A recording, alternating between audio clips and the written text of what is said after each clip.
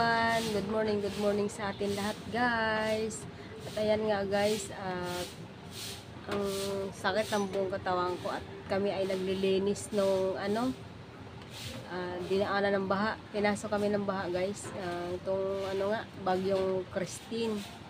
At ayan nga guys, at yung hindi pa nakakapanood pala sa video natin sa araw na to guys, at mag-like muna. Like and share sa ating video guys. At ito na nga, at ipapakita ko sa inyo guys ang nangyari kagabi at baha. At kasalukuyan nagpapaantok ako guys, at narinig ko na lang yung mga kapitbahay na nagpapanik ng mga ginigilid nila yung mga sasakyan nila. At yung pala guys, umapaw na pala yung yung baba, at nasa taas kasi, nasa taas kami. Kaya guys, so pakita ko sa inyo ang yung baha. Minsan nakaka-nervous na din kasi lagi kami binabaha talaga dito guys. Ayan, papakita ko lang.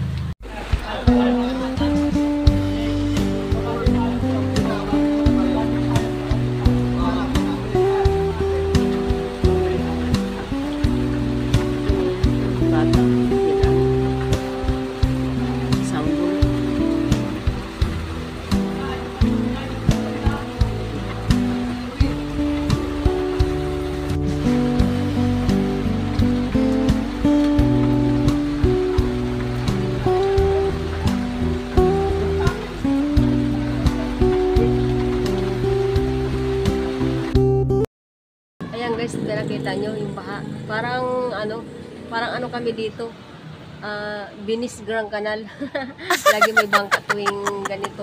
Kapag umuulan na nga dito guys sa lugar namin, nakaka-nervous.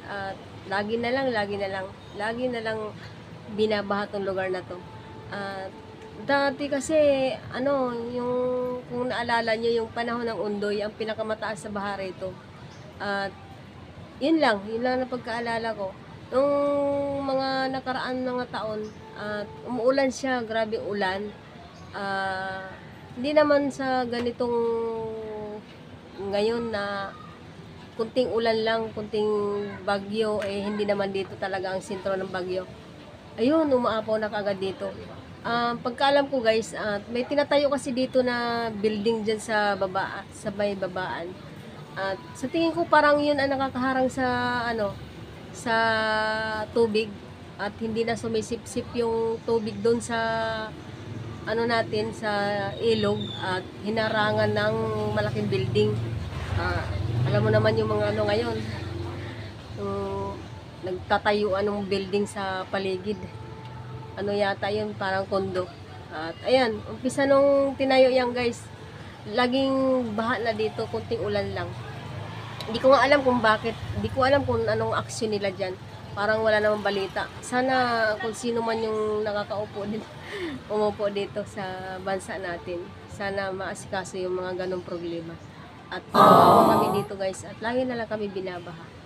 At ayan nga guys, at yung kwarto, nilinis ko kanina. Sobrang putik. Ayan, kung makikita nyo, napakita ko din. Hindi na ako nagbibideo sa paglilinis at hassle. At ayun, tuloy-tuloy lang ako linis, tuloy-tuloy. At ayun, napakita ko lang sa inyo. Ang putik guys, grabe. What?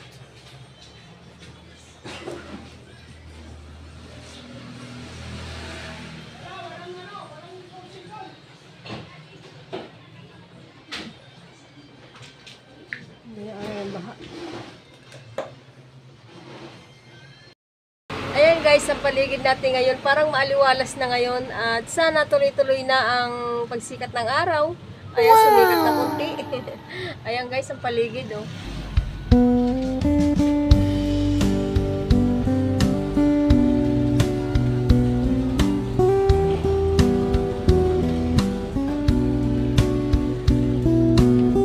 Medyo nagpakita na yung araw natin. Sumikat din yung araw. Pero parang bumabakas pa rin yung mga parang makulimlim. Ayan, parang nagbabadya pang umulan. At sana guys, hindi na tayo ulanin ng grabe at napakahirap. Lagi na lang tayong nangangamba pag umuulan. At ayan guys, at dito na tayo magtatapos sa ating video sa araw na to guys. At